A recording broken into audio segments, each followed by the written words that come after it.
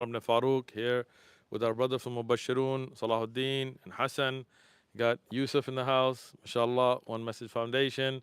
We got our brother Amar, mashallah, who's our cameraman slash editor slash overall da'wah support team now, mashallah. So we're here back in the UK because we got banned from going into Trinidad. And alhamdulillah, we had the da'wah tour planned. And again, we're doing this for the sake of Allah subhanahu wa ta'ala. A couple of the charities were also working with us so that we could take food and needy supplies for the people in need in Trinidad. And the whole point was to spread the da'wah, the Quran and the Sunnah, and the way of the Salaf al-Ummah. Alhamdulillah, we went, and when we got there, they had our names, and they turned us right back around. Didn't let us enter the country. No reason, really. Put us back on a flight. And it's really kind of sad because I was really looking forward to meeting the people of Trinidad. And if you're in Trinidad and you're watching this, you should ask your government why. Because people that are coming to Trinidad to spread evil, whether it's to go do drugs or clubbing or whatever else that they may be coming that's evil, they're not getting stopped. I mean, people that were on the flight with us that were going there for parties, that were going there to, possibly misuse the people of Trinidad for their own pleasures, for money or whatever else. I don't want to be explicit, but you guys know what I mean. They didn't stop, right? But us that were gonna go peacefully, I mean, we're not there to cause any problems. We're not. None of us are criminals. None of us have criminal backgrounds. We're out there trying to spread a good message, take food and money and resources to people in need. We get barred. Why? And this is why Islam is the truth and the haqq, because the people, when they see it, even though it's not doing anything that anybody could object to, they still object to it because the truth, when it's like light, and when light comes, darkness runs, and when light comes, the darkness fights it. Why? Because it knows its truth. Subhanallah, this whole, and again, I mean, I don't want people to think this was just some kind of walk in the park, because we're not doing this for money. We're doing this for the sake of Allah.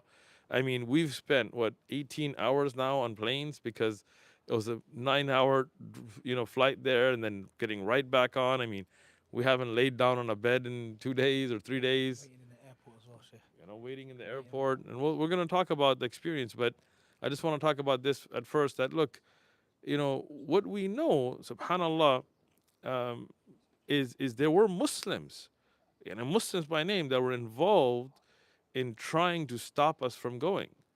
And that tells you something, that these people, the people of bid'ah, the people of desires, they're not people that can debate. They're not people who can discuss. They're not people with evidences. They're not people who are willing to know or share the truth.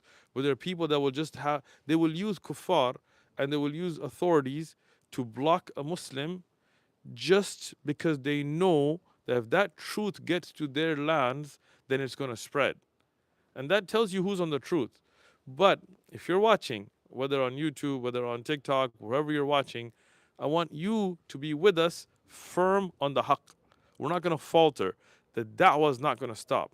They cannot stop the truth any more than you can stop the sun from rising, than the light from spreading. I want you guys to be involved. Share this live, share the videos. They've tried to shadow ban us. Now they're trying to stop us from going to places, but we're not going to let it happen. If you're in Trinidad, ask your government, why would you stop them? Because we have nothing but love for the people of Trinidad and the country of Trinidad. We mean nothing but good for them. We want to help those in need. We want to sit and peacefully spread a beautiful message to uplift the people. How is that something that is national security threat or undesirable? In what way?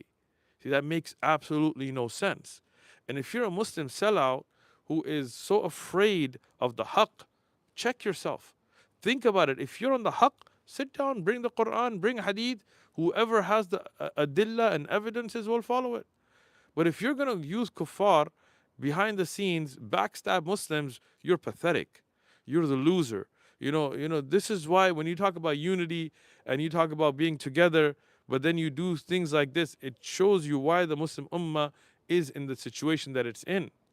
So, again, we haven't had sleep, we haven't had rest, we haven't had, proper food. We've been traveling, going from here to there, being, treated as criminals. I mean, and I'm gonna let Salahuddin talk a little bit about the experience that we had when we landed, just so you can get the idea of what we're going through. بسم الله الرحمن الرحيم والصلاة والسلام على أشرف الأنبياء والمرسلين نبينا محمد وعلى آله وصحبه أجمعين. Alhamdulillah, we thank Allah Azza wa Jal for giving us the opportunity to plan such an event. Alhamdulillah, Sheikh, we had an amazing outcome. Like, so many people in the Caribbean wanted us there. Members of the actual parliament wanted us there as well. Ministers wanted us there. And subhanAllah, when we landed, it was a total different situation. I'm sure all the brothers, everyone here can agree in it, Hassan, that when we got here, we had mixed emotions. Hassan himself, he said that when he got off the plane, and you said it as well, didn't you? That it felt very, very weird, strange, because they felt like, and obviously Sheikh was in front of us, so you had to unfortunately experience it before us. So when we who was with me? You was with me, right? Who else was with me? Was you, Nick? Was you with me? Yeah. Ahmed was you with me? Yeah. You was with me, right? Yeah. So when we were walking, we saw the Sheikh, and we saw with two other brothers from the charity, and was wondering why they're not in the same line as us. And they were just talking to one of the officials of Border Force or whatever that person thinks he is. Yeah, right. Yeah. Shout out to whatever his name is. Yeah. Nobody. So what happened was, obviously we saw them, so we carried on going anyway, and then that's when we heard that they had been stopped. So we thought, why have you been pulled away from the queue? Obviously 2-3 seconds later, we realized that we've all been stopped. And subhanAllah, there was no reason for it. Absolutely no reason. We asked them a million times. They kept sending us to different people. Every single person had something different to say, right? And no, the stories weren't matching up. And there was no reason, no official governmental reason or whatever. It was just because we were undesirable. I mean, Allahumma barik, we're not undesirable, are we? also mention the fact that so also the fact that we were obviously on an official trip. So when they said, oh, we're stopping you, we said, okay, khalas. So we spoke to the team on the ground, Caribbean Dawah Association, to get in contact with the ministers and the officials that they had contacts with. But they weren't even allowing us the opportunity to basically speak to them and sort it out. Like, give us half an hour, give us an hour. Literally, sign the document that you're being deported and get on the next plane. Like, at least give us like a few minutes to allow us to plan. But like, they're like, no, sort it out. Appeal after. Like, like when? Get on the flight immediately, is what they say. Oh, well. Astaghfirullah, min qadarallahu ma sha'a fa'al. Yeah, it is what it is. What were they telling you? They were like, back. just sign it. No, they were saying like you got to get out of here immediately. Like may want them out of here now. Come on. Like literally. I'm not even joking. That's what he said. Was it good? I'll take it. For all your time, man, that's probably the best one you've done so far. Really? Oh, I don't know if that's a compliment or an insult. Both. Nah, but alhamdulillah, it is what it is. Maybe Allah saved us from, something else that worse could have happened with that corrupt government down on the ground. I mean, you do have to question. They were saying this is directly from the Minister of National Security or the head of. I was like, Minister of National Security, nothing better to do with this time? Like we're not out there with some guns or anything like that. We're peaceful people. We're out there spreading peace. We're out there spreading a message. If they're afraid of us talking to people about Islam on the streets, man, that's really not something that national defense ministers should be looking at. Like they should be looking at bigger threats to their country. So that was shocking to me. I mean, again, don't think this is going to stop the dawah. Alhamdulillah, this is going to grow the dawah even more. Because all of you watching, you realize what they're trying to do, and you're going to stand with us. You're going to share the videos more. You're going to support financially, whatever you can, and the dawah is going to grow more because the people are going to stand with the truth. You can't stop the dawah. I'm not worried about the dawah, but it's just something, a waste of time and effort. And what benefit does that bring to anybody? And the sad, again, something I find pathetic is that a Muslim would be involved in any way of trying to stop a da'wah. You know, it just doesn't make sense. We're not out there trying to take over anybody's masjid or trying to, you know, spread or organize. No, we're out there. قال الله وقال الرسول عليه الصلاة والسلام.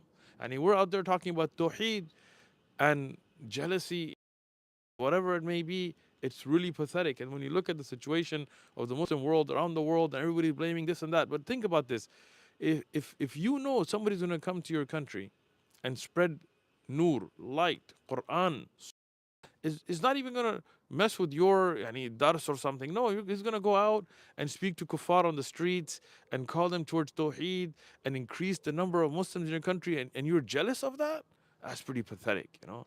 But alhamdulillah, you know, I'll tell you